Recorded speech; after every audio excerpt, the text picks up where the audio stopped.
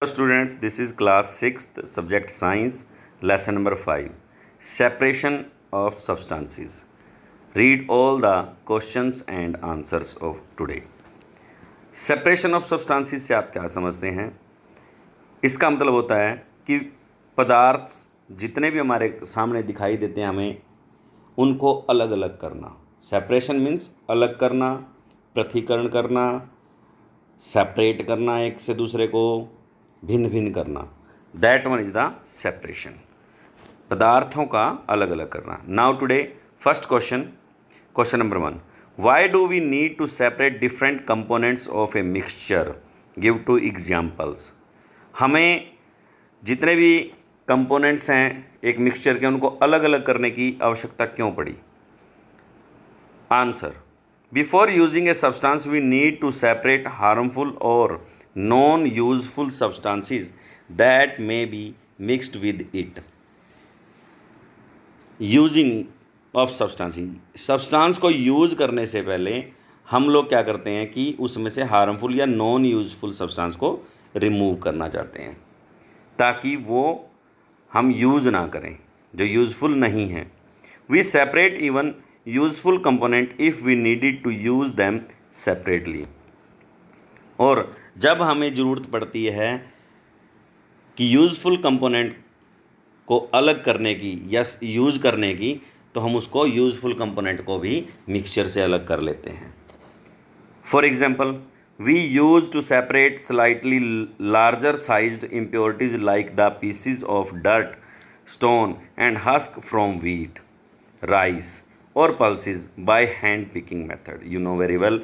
घर पे मदर जो है वो क्या करती है, दाल बना रहे होते हैं तो उससे पहले दाल में से जो भी स्टोन या डर्ट पार्टिकल होते हैं उनको हैंड से एक एक करके निकाल देते. That one is the hand picking method.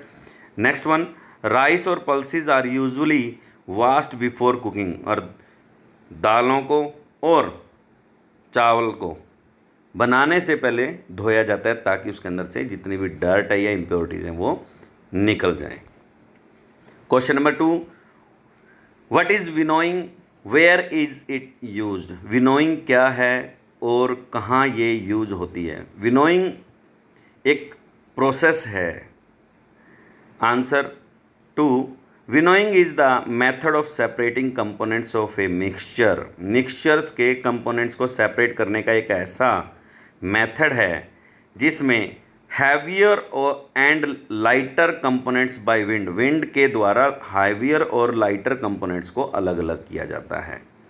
It is use to separate husk particle from seed of grain.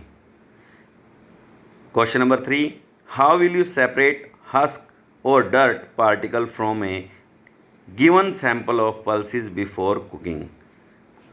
बनाने से पहले, दाल को पकाने से पहले उसके अंदर से हस्क और डर्ट पार्टिकल को किस प्रकार से निकाला जाता है? सिंपल सी बात है. मदर अपने घर पे क्या करते हैं, हैंड पिकिंग के द्वारा पल्सेस को, दालों को साफ़ करती है पहले, उसके बाद उनको पकाती हैं और खाने के लिए प्राप्त होती हैं हमें बाद में. Now question number 4, what is sieving, where is it used? Sieving क्या है और कहाँ ये यूज होती है? सीविंग प्रोसेस हम सभी सुबह सुबह देखते हैं जब किचन में मदर चाय बना रहे होते हैं तो उसको सेपरेट आउट करते हैं उसकी चाय की पत्ती से. तो वो क्या है, एक सीविंग के द्वारा करते हैं. सीव मीन्स छलनी. छलनी के द्वारा छानना. छानना क्या है?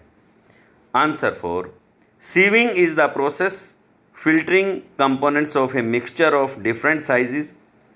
Sieving allows fine particle to pass through the holes of the sieve. sieve के होल्स जो छोटे छोटे छिद्र होते हैं उनसे छोटे छोटे पार्टिकल जो होते हैं उसके अंदर कोई भी है, अच्छे भी हो, यूजफुल भी हो सकते हैं वो पार्टिकल, नॉन यूजफुल भी हो सकते हैं, तो उनको अलग करना सीविंग के द्वारा. While the bigger impurities remain on the सीव. और छलनी में ही रह जाती है जो लार्जर पार्टिकल होते हैं.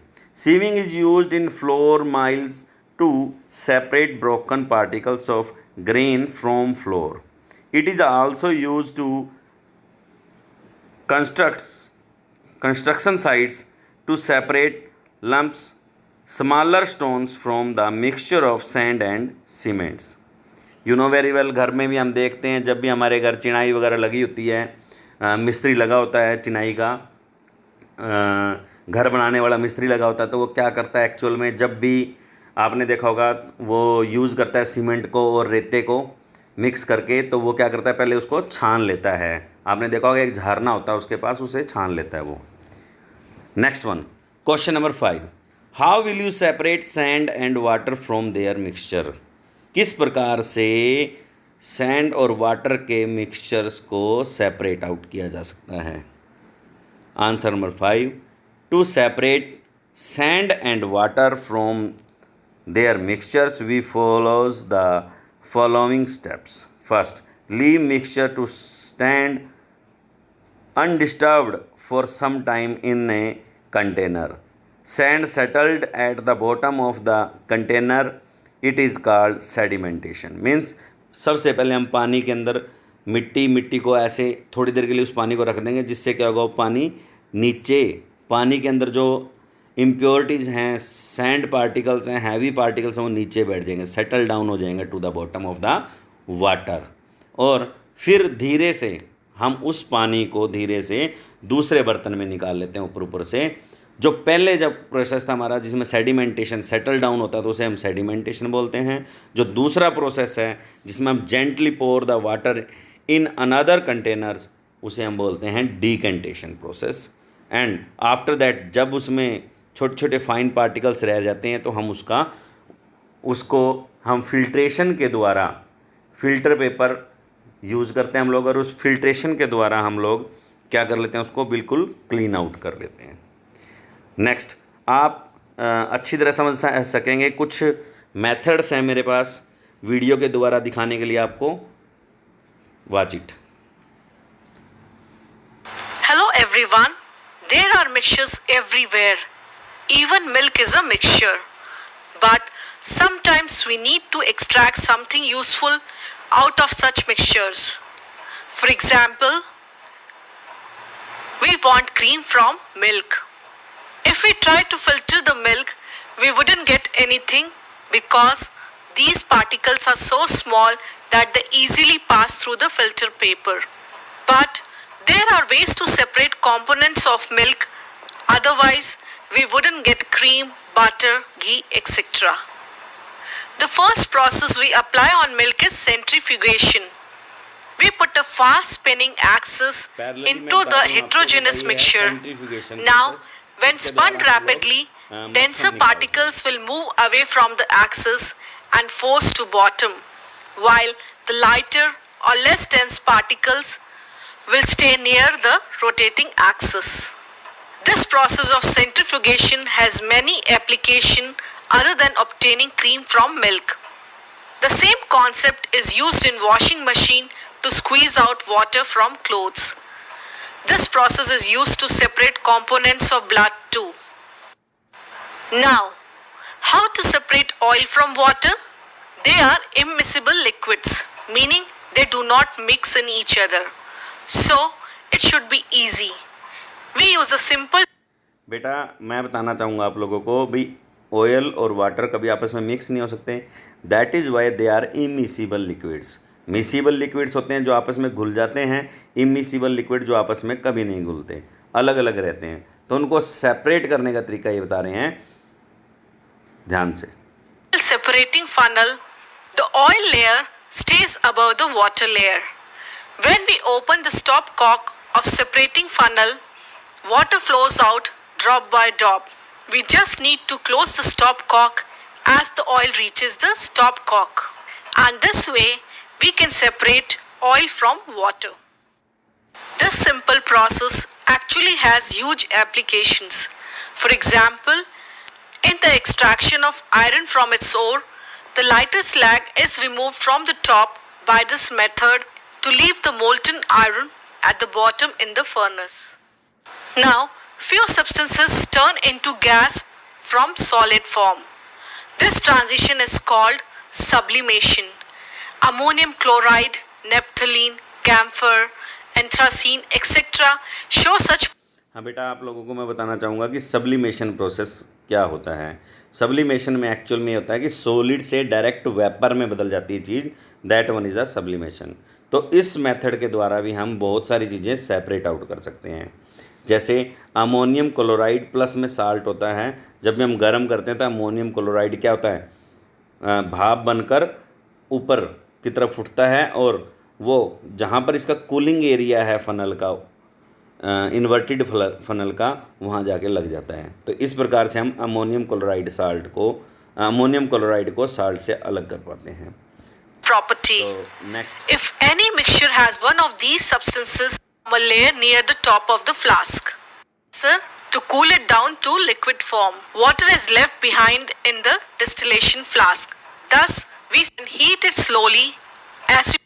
The idea is to heat the mixture slowly to a certain temperature. Actual में इस प्रोसेस के बारे में आपको मैं बताना चाहता हूँ कि ये है क्या है। ये प्रोसेस है distillation.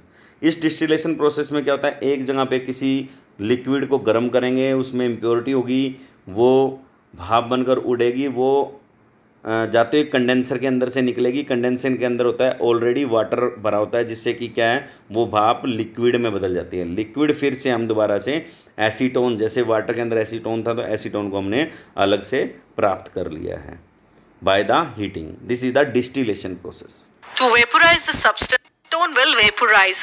Then we channel the vapor through a condenser. This column is full of glass beads which provide surface for wrap. This is the fractional distillation. Fractional distillation में क्या होता है, एक्चुअल में इसमें ये मिक्सचर होता है 2 या 3 या 4 लिक्विड सब्सटेंस जो आपस में मिक्स होते हैं। तो जब भी हम इसको गर्म करते हैं तो टर्न वाइज, यानी कि इसके फ्रैक्शंस बने होते हैं इसके अंदर, जो कि इसमें अच्छी तरह नहीं दिखा रखा, लेकिन इसमें फ्रैक्शंस बने होते हैं। उन फ्रैक्शंस के द्वारा अलग अलग टेम्परेचर पे अलग अलग लिक्विड कंडेंसर के द्वारा ठंडा होके प्योर लिक्विड के रूप में हमें प्राप्त होता है। Next, Air is compressed under very high pressure and cooled down rapidly to turn it into liquid form. Then the liquid is allowed to warm up but very slowly, as boiling point of all components of air is very low. Separate out. We can get liquid oxygen, dry ice, solid carbon dioxide, etc. from the fractional distillation of air. Liquid nitrogen also has great industrial value. Another separation method which is used to purify solid is crystallization. This is the In this crystallization process, process. we take the solid with impurities and make its solution. We heat it and vaporize the solvent until solution is saturated. Then we cool it and the solution turns into a crystal. This crystal has crystal water and the desired solid. We can get crystal of copper sulfate this way. We can separate alum from impure sample. We can also separate salt crystal from seawater this way. yes, You know, crystallization is a better process than evaporation, as during evaporation, solid may decompose or get charred on heating to dryness. Also, some impurities may remain dissolved there in on evaporation. These contaminate the solid. Thus, lots of separation methods are carried out in the industry. now next, question number 6, is it possible to separate sugar mix with wheat flour? if yes, how will you do it? कैसे कर सकते हैं आप? Answer number 6, yes, through sieving we can separate sugar mixed with wheat flour. wheat flour में अगर चीनी मिल जाती है तो उसको हम अलग कर सकते हैं बाय द सीविंग मेथड। क्यों? क्योंकि फ्लोर के जो पार्टिकल्स हैं वो बहुत ज़्यादा ब्रीक होते हैं as compare to sugar particles. Question number 7, how would you obtain clear water from a sample of muddy water? किस प्रकार से हम प्राप्त कर सकते हैं clear water from the muddy water? Answer number 7, following steps are required to obtain clear water from muddy water.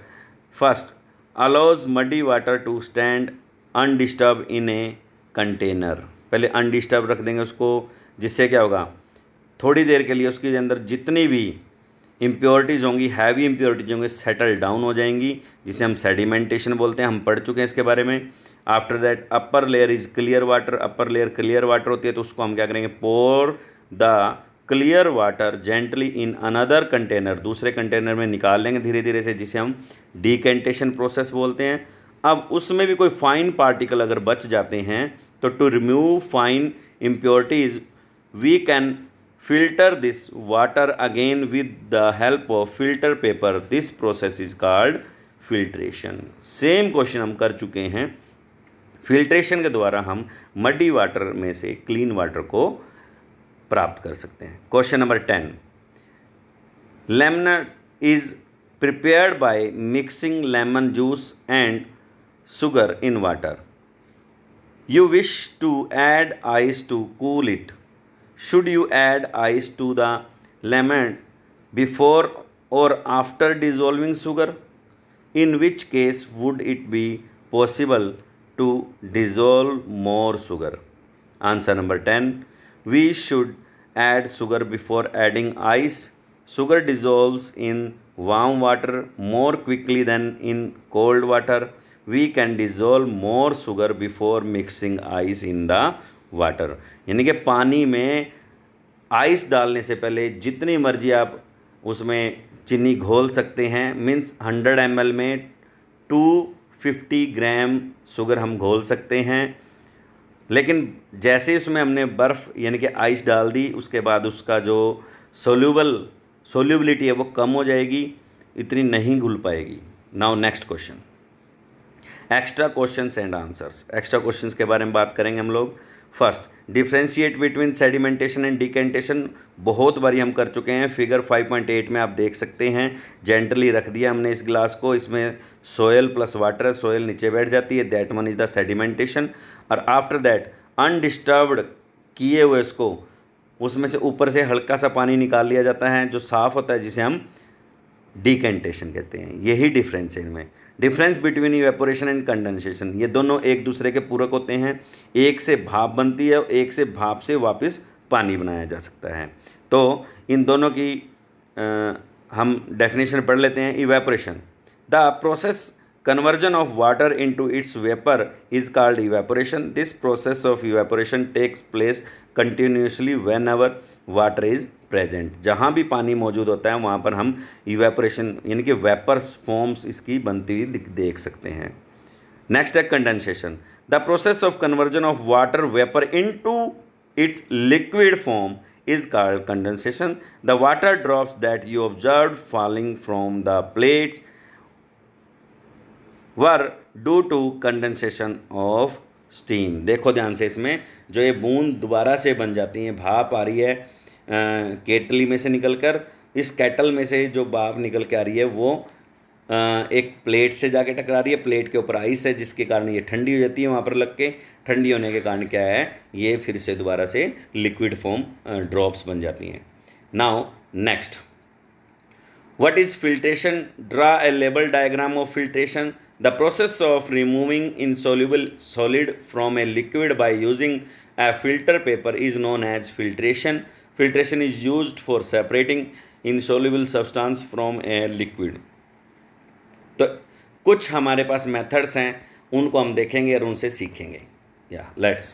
नमस्ते बच्चों, आज हम मिक्सचर्स यानी कि मिश्रण और उसके सेपरेशन यानी कि उसे अलग करने के बारे में जानेंगे।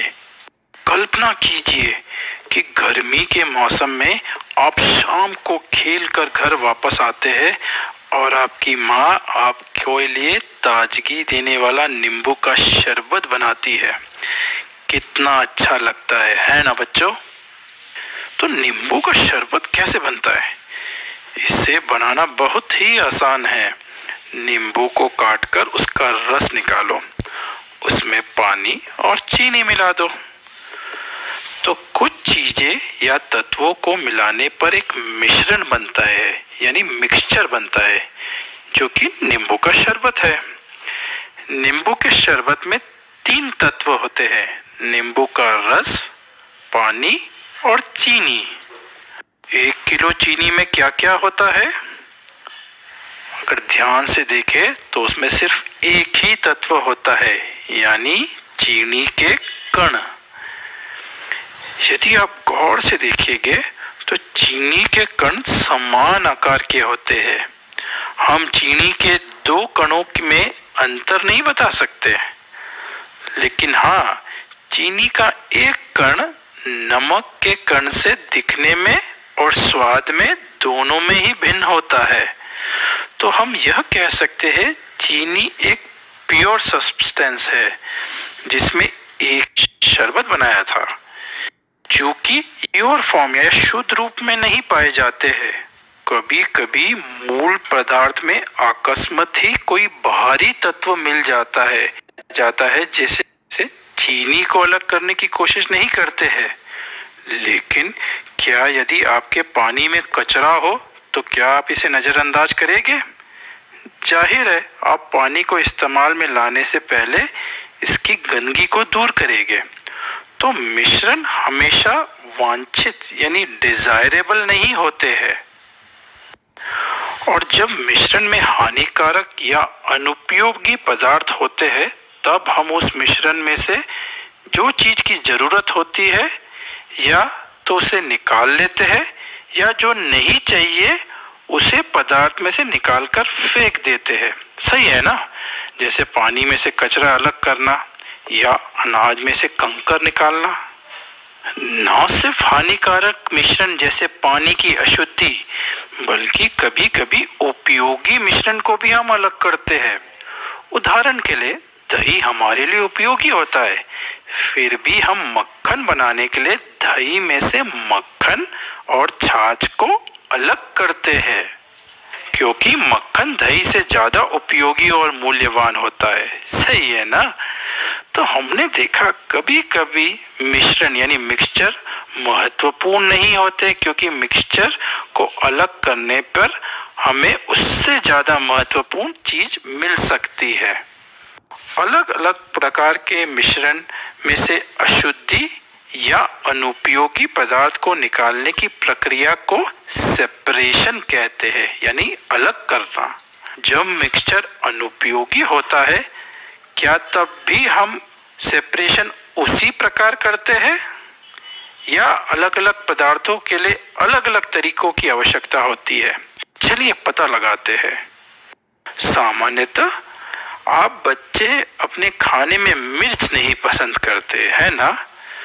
तो कोई भी चीज मान लीजिए, से पोहा या उपमा खाते वक्त आप मिर्ची को अपने हाथ से उठाकर एक ओर रख देते हैं।